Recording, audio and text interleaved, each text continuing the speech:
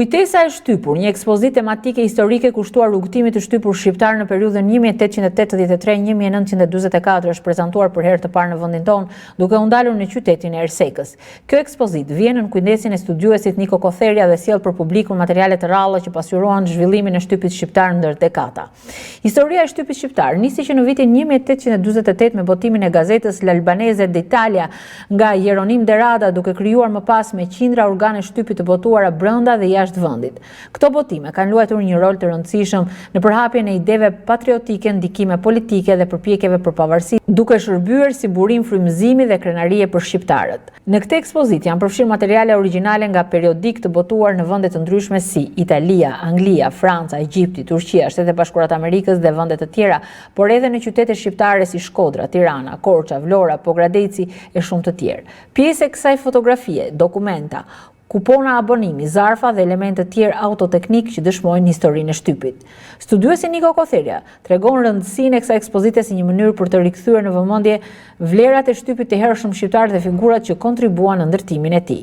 Këtu janë të ekspozuara me 10 tituj, të cilët në një pjesë të mirë të tyre vinë në vitin e parë, numrin e parë të tyre, përfshirën gazeta të cilat janë thjesht që janë botuar vetëm një numër, por që janë të ekspozuara këtu. Gjeografia e tyre është e jashtëzakonshme, duke filluar nga qytetet e ndryshme të Shqipërisë, duke vazhduar në shtetet fëqinj. Ndërkohë, analisti Mentor Nazarko e cilësoi këtë ekspozitë si një rikujtesë të gazetarisë së vërtetë, duke theksuar se ai i përket brezit të fundit të gazetarisë së gazetës me plumb në kontrast me teknologjinë e sotme. Ne me Tim Vlla kemi bërë gazetë në fillim viteve 90. Ishte fundi i teknologjisë së plumbit.